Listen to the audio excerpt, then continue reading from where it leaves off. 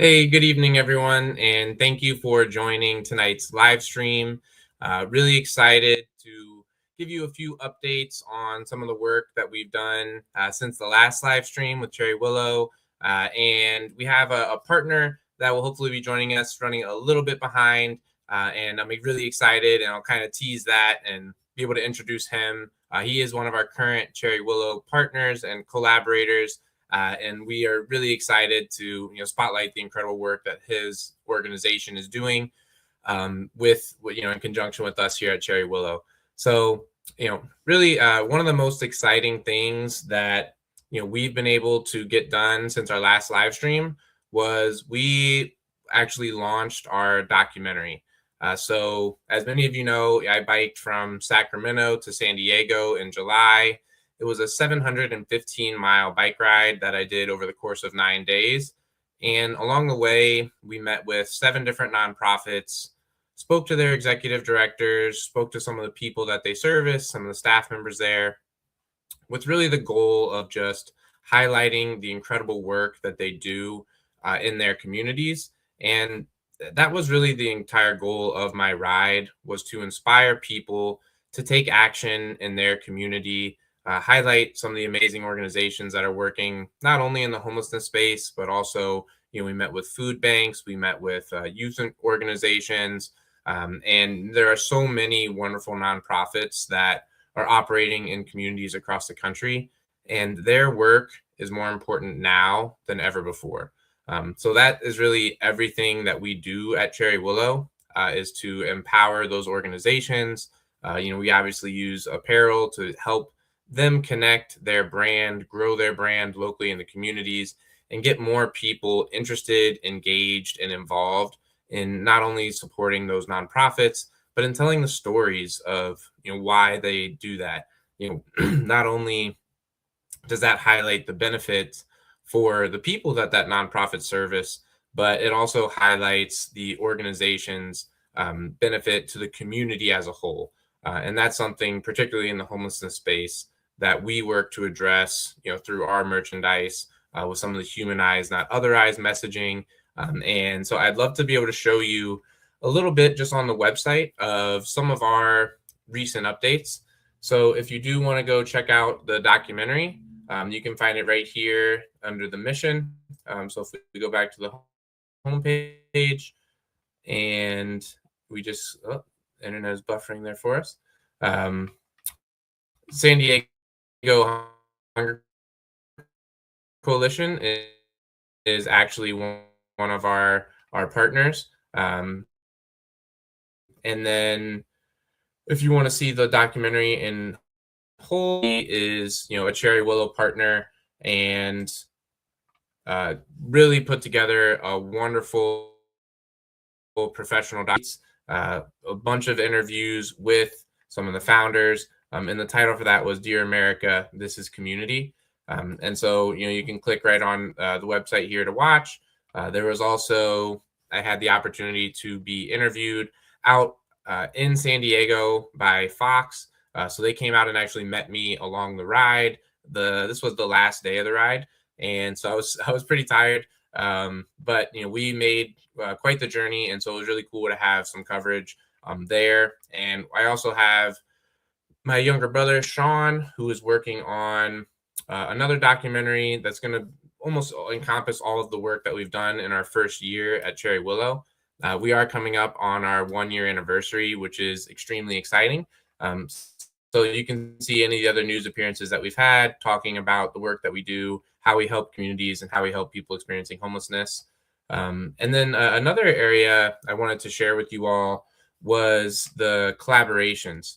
So not only do we have our own merchandise for Cherry Willow, but spotlighting a lot of the amazing partner organizations is something that we're really excited about.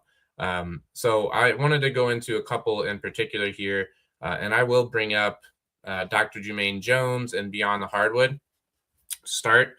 So he was our guest that we had scheduled for today, and is just running into some logistical challenges, and is doing his best to be able to join us here by the end of the show.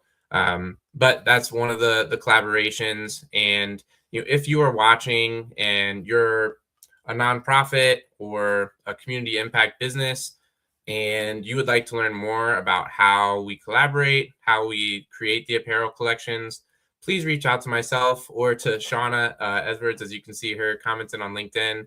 We'd love to have a conversation with you and just have you be a part of some of the really exciting partners that we've developed.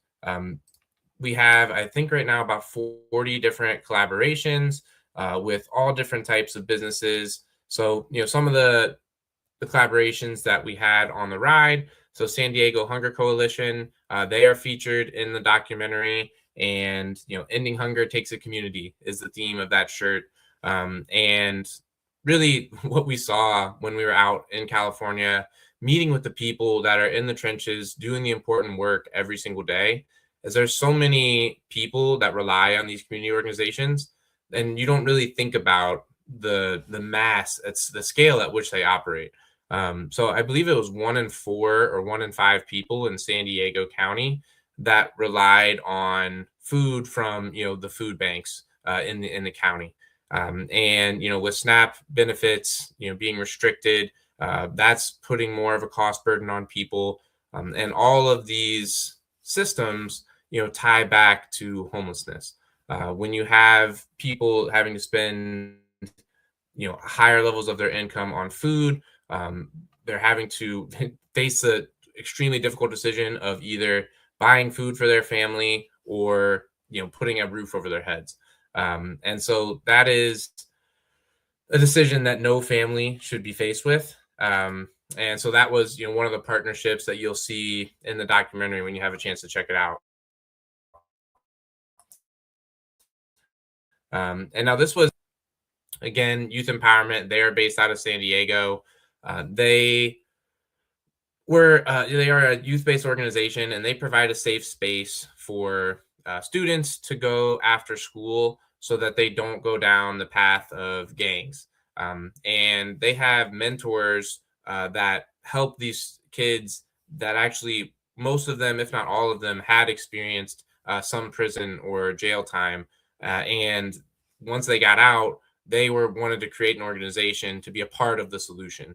And so this is one of my favorite designs of all the collaborations that we've done. And it was actually a youth-led design contest. So the youth at Youth Empowerment worked together to design this shirt. And that Born to Break Cycles is such a powerful image. And this was actually just a pencil sketch that we were able to take and make this really cool graphic. Obviously, I have the Youth Empowerment logo here highlighted on the sleeve. And then, this was painting, right? We the people. So these were the two designs that the youth in the organization came up with.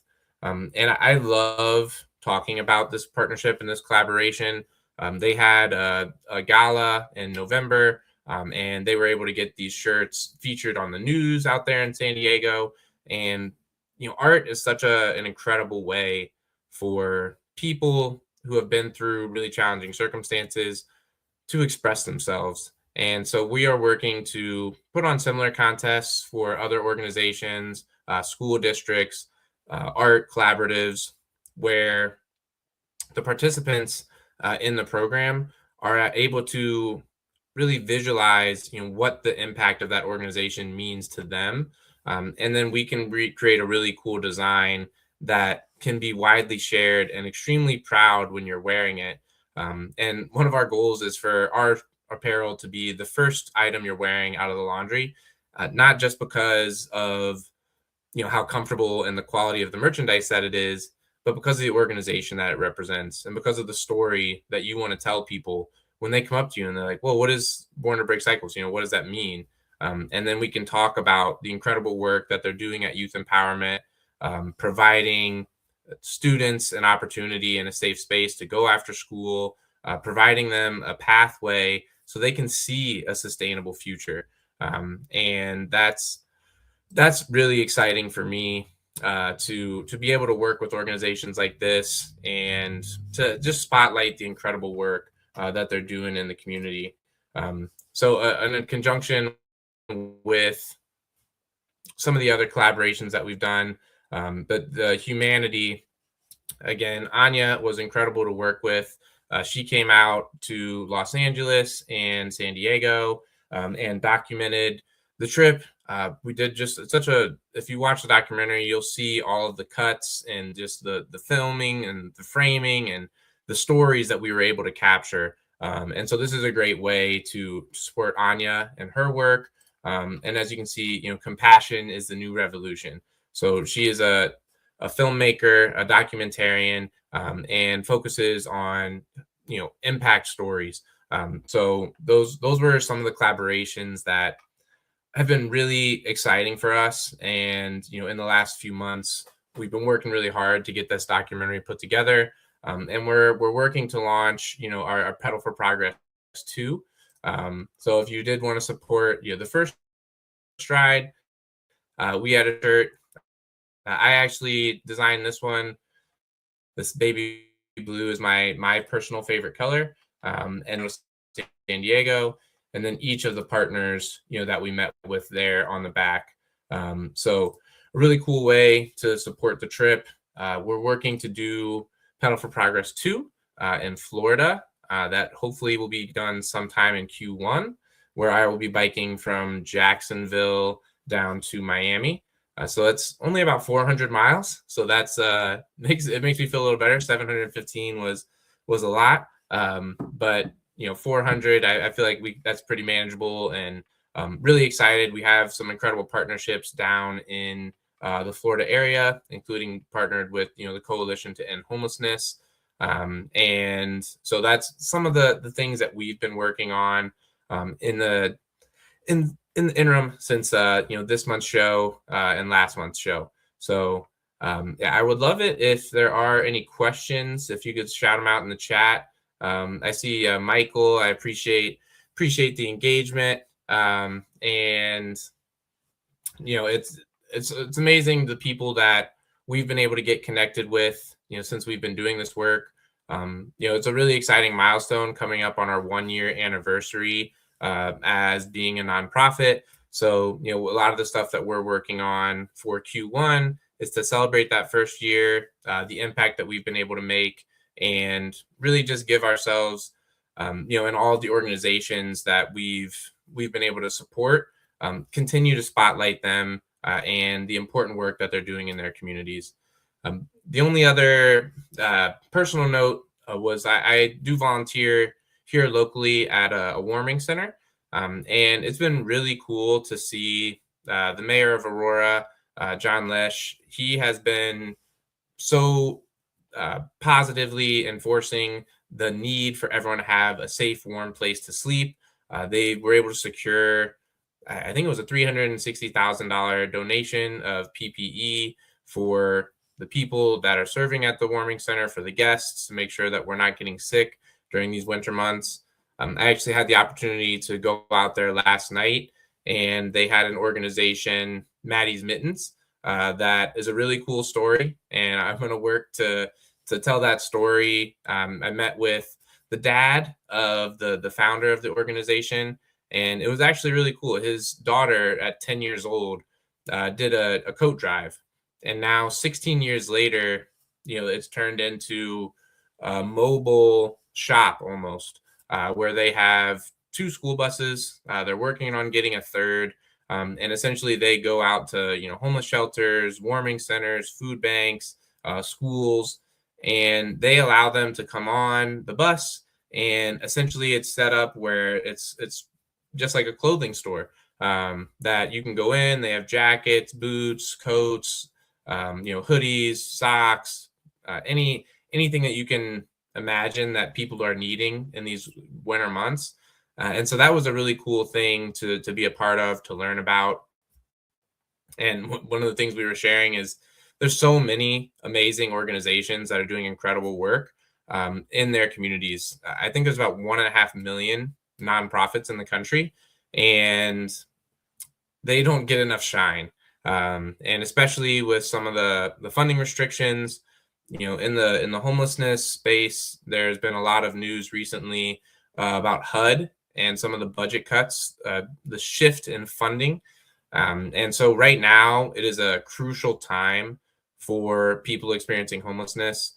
there are about 170,000 people that currently are success stories of permanent supportive housing that have been receiving either vouchers, stipends through HUD funding, and they've retained that housing and they've stayed in it, and allowed them to have a safe foundation to build from, and actually improve themselves and work on becoming the best versions of themselves. And that funding is going to get shifted if we don't do something about it to advocate for forced treatment. That is where HUD, the new secretary, has directed those funds. And so not only would that jeopardize the housing of 170,000 people across the country on an already burdened system, like if you look at the warming center, that was set up as overflow from the shelter nearby, and on any given night, there's anywhere between 20 to 40 people that are having to stay in the warming center that there is nowhere else for them to go. And that's in a city with a population of about 250,000 people. If you look at Chicago proper, if you look at New York City, Los Angeles, I mean, these are hundreds of thousands of people that are impacted by homelessness. And a lot of the work that we do at Cherry Willow is centered around, addressing the perception change to help people better understand that it's not these individuals who are experiencing homelessness who are at fault. There was a quote that I heard where, if everybody that made a mistake ended up homeless, then we would all be homeless. And the systems that allow almost 1 million people to be experiencing homelessness in the wealthiest country in the world, those are what we need to change. So it's an affordable housing crisis. Not only are the people who are experiencing homelessness are the most visible sign of this crisis, but so many families across the country are cost burdened when it comes to rent. They're from a financial standpoint, a healthy budget is around 30% of your income that is attributed toward housing. There are numerous tens of thousands of families that are spending over 50% of their income on housing each month. And that is just, it's not sustainable. It's not realistic to be able to expect to continue to move forward with that being the case. And these are things that need to be addressed through policy change. There needs to be more affordable housing units that are allocated in any area that is having development. So some of the other work that we do at Cherry Willow, we obviously have the nonprofit Apparel organization, but we also have a tech startup that we're working to get launched in Q1 as well.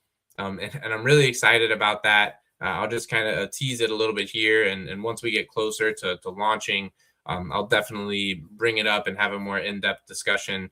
But it's all centered around empowerment and connectivity.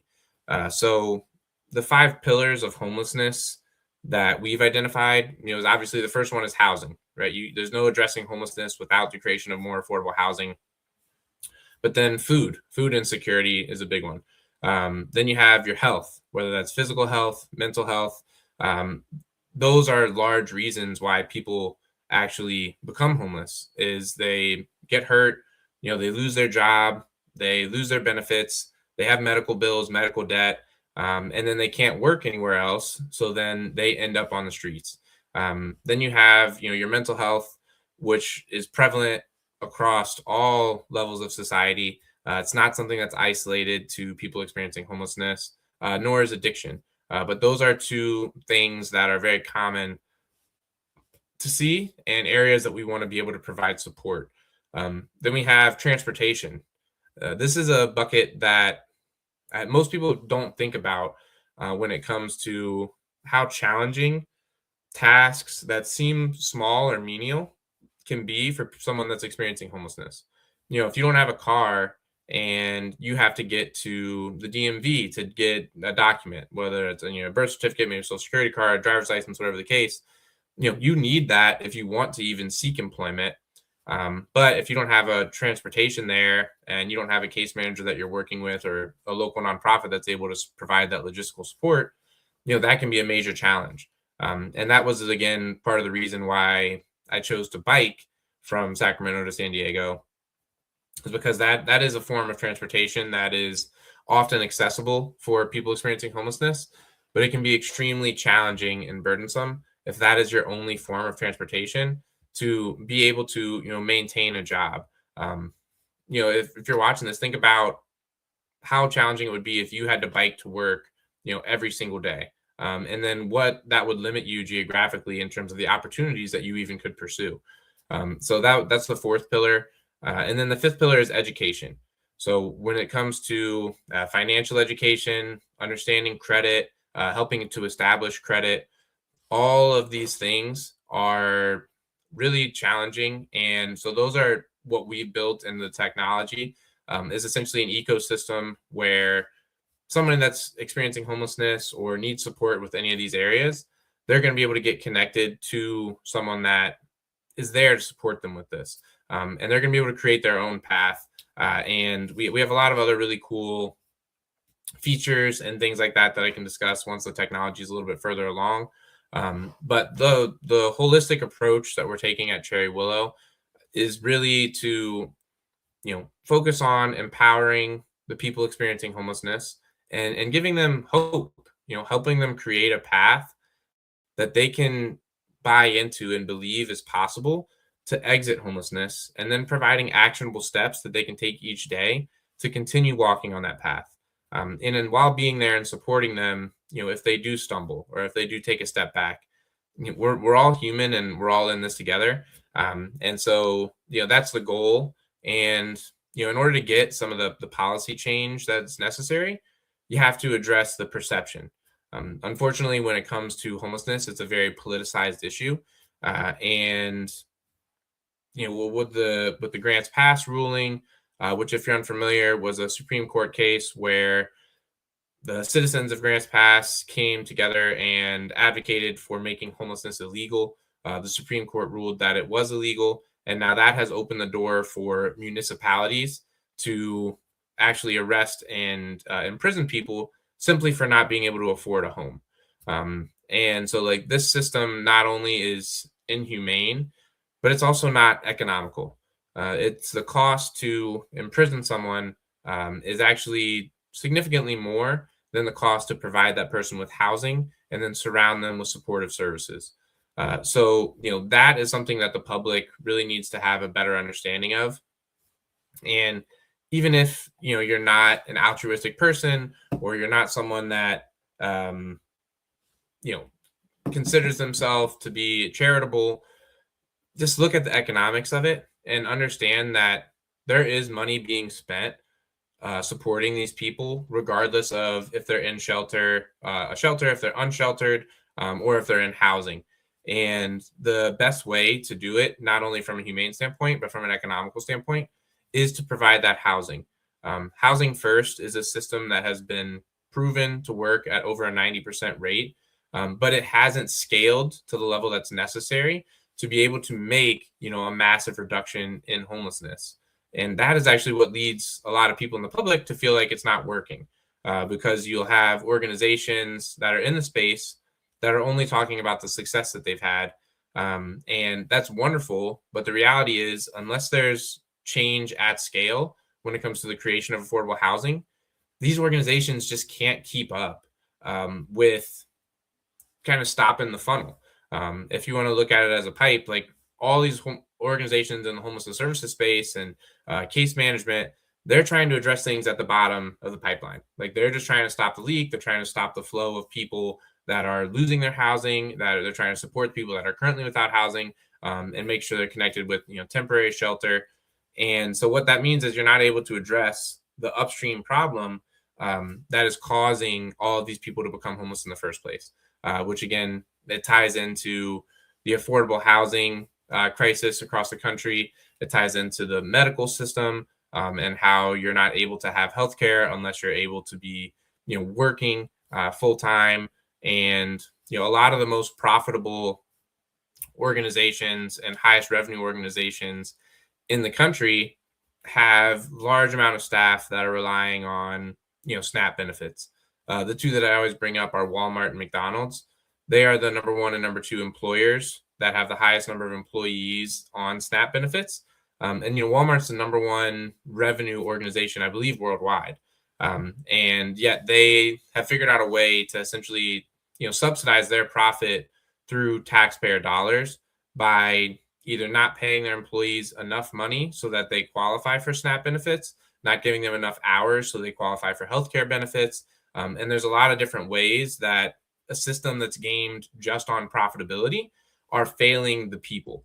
And so that's really where, again, advocating to your local representatives, your Congress people, just reach out to them, let them know how crucial of an issue that affordable housing is to you. Let them know about the SNAP benefits and just help connect the dots that like these are things that are extremely vital, these social safety nets to our society as a whole. And so that is something that any of us can do. It takes a minute to just reach out, give your local congressperson a call. You can send them an email and be persistent. That's where they're going to know like this person is not someone that's just going to go reach out one time and they'll never hear from you again. They will follow up with you if you are in communication with them, if you are letting them know this issue is a priority, because that is their job to represent you, right? And they want to be reelected at the end of the day. So any issues that you're passionate about in your community, whether they are directly related to homelessness, whether relating to food security, anything of that ilk, please do your part and let your congressperson know that these issues are important to you and that you are paying attention to the policies that they're bringing forward to Congress, to the votes that they're making, and how they impact the community as a whole. So those are just a few different things that you can do to help support people experiencing homelessness, and help address some of the societal changes that are necessary. Unfortunately, it does not look like our guest, Dr. Jermaine Jones, is going to be able to join the show. Was really, really excited to have him on, so we will work to get that rescheduled with him for a time that works for everybody. And really, I'll just continue to provide updates on what we're doing, the work that we're doing at Cherry Willow. It's a really exciting time for us as we're coming up on that 1-year anniversary. We're working really hard to make a push for a year end, and to really set ourselves up to help as many people experiencing homelessness as we can, finishing out the year and going into 2026. And just some closing words here. 2026 could be a really rough year for the homelessness services industry. If that HUD funding doesn't get changed, as I mentioned earlier, that's 170,000 people that are going to go into a system that there's already no space for. The shelters here in my community are completely at capacity, and this is something that needs to be addressed. Otherwise, it's going to get a lot worse, which is it's really scary to think about. I know that there was someone here in my community just a week or so ago that unfortunately passed away when they were out on the streets, and I believe at the age of 52. And that's something that I bring up where, housing is a health issue. The people that are experiencing homelessness, they die 20 to 30 years younger than someone in the average population that's housed. And another stat that I bring up all the time is 40 to 60% of people experiencing homelessness actually work and are employed. And there just can't be a system in the wealthiest nation in the world that allows for people to work full time, oftentimes 2 jobs, and still not be able to afford housing. So anybody that's watching out there, just like think about how challenging it would be for you to go work all day, whether that's at Walmart, McDonald's, wherever you may be working at, and then not be able to afford a place to live, not be sure where you're going to be sleeping that next night, where your next meal is going to come from. And that's really traumatic. And that is actually, in a lot of instances, people turn to substances or they develop mental health issues or accelerate those issues after they've experienced homelessness. It's not that those things are causing homelessness. There's plenty of people across the country that battle mental health issues, that battle addiction, that you don't see out on the streets because they have a home. And that's really, if you want to give someone an opportunity to make progress, it's extremely challenging mental health when you have a stable home, when you have a support system and family around you. So expecting someone to be able to make progress on their mental health while still living in the traumatic situation of being homeless, that's essentially what this new HUD policy is saying, that we're going to force these people into treatment. And then after treatment, where do they go? They're not funding housing, so they go right back on the streets. They go right back into the same environment that maybe push them towards substances in the first place, or that really hurt their mental health. And so that's why that forced treatment is just not, it's not a solution. And I understand a lot of people are desperate. A lot of people don't want to have to see homelessness in their community, whether again it's from a humane standpoint or if it's from an economic standpoint, because you're concerned as a business owner about people experiencing homelessness in your area. But at the end of the day, these are all things that we can do, is just educate ourselves on what's worked. There are countries that have done a really good job addressing homelessness. Finland comes to mind.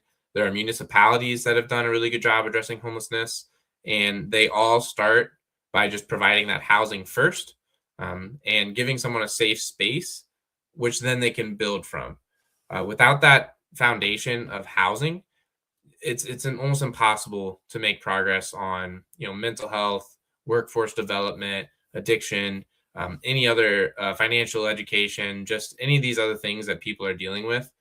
So just please do your part, educate yourself on the systems that are working, and reach out to your local representatives. Reach out to your local food bank, your local shelter, see where they need help. Ask what you can do. I'm sure there's an event that you can volunteer at or serve. And then when you're spending time with the people experiencing homelessness, I think you'll find that they are no different than you or I.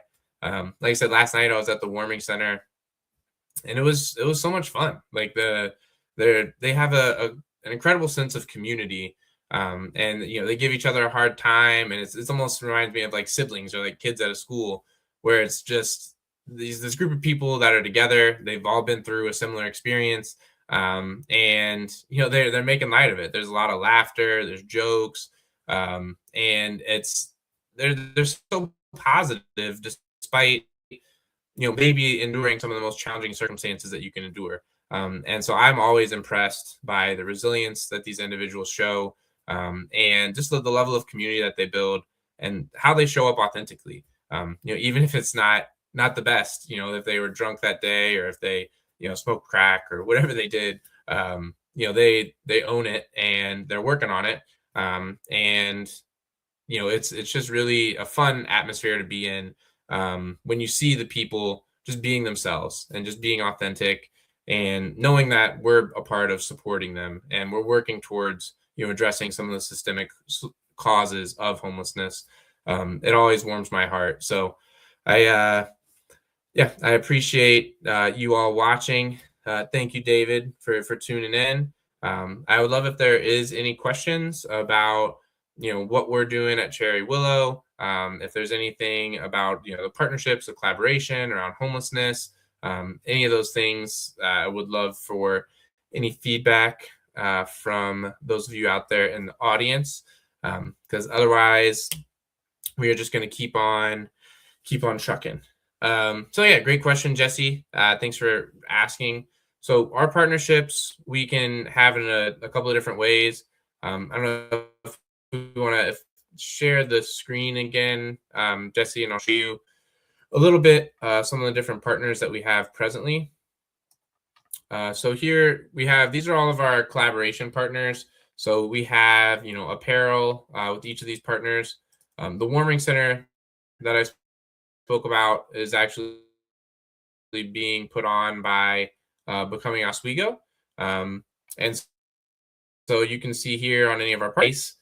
So funds from this actually go to the people at the warming center, help them provide warm meals, and if they need, socks, anything that they need, that's what those go to. And actually, that melt ice was because there was an anti-ice ordinance that the city of Aurora also voted against. So they disallowed ICE to conduct raids on city property. So that was really exciting to be a part of that. And if you want to partner with us, like I said, you can reach out to myself directly on LinkedIn. You can send me an email, matt@treywillapparel.com, or you can reach out to Shauna Edwards on LinkedIn or send her an email, shauna@treywillapparel.com. And we will set up a meeting to walk you through the partnership process. So, as you can see here, all of these partners are collaborators with them, and that helps to provide funding for each of their missions. It does not have to be an organization in the homelessness space. It doesn't even have to be a nonprofit. But our one caveat is you have to be a community oriented organization, somebody that's working to really better their community. And there's a friends working to get collaborations with all these organizations as well.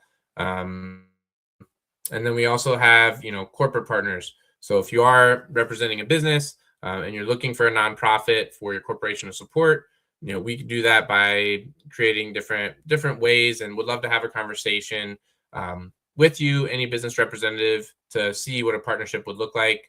We're very open to being creative in how we partner, whether it's helping to organize volunteers with community impact events. If you wanted to do a program where you're donating some of your skills and time to nonprofits or to people experiencing homelessness. So those are all of the different partners that we have, and that is the best way to get in touch with us. So I really appreciate you all joining this evening, and yeah, hopefully Dr. Jumaine Jones will be able to join us on a future program and get to talk about his incredible organization, Beyond the Hardwood. I was really excited. He is actually was an 8-year NBA veteran. Got to play in the 2001 NBA Finals on the 76ers with Allen Iverson and Dikembe Mutombo. And they played against the Shaq and Kobe Lakers during their dynasty. So he's doing incredible work now with Beyond the Hardwood, and I will kind of keep some of the material that I had for the next show when he is able to join us. But it's a wonderful organization. If you want to check them out, beyondthehardwood.ai is their website, and then you can see Dr. Jumaine Jones' book and the work that him and his organization are doing there at Beyond the Hardwood. So that is pretty much it for me. I really appreciate everyone joining, and thank you so much for the time this evening.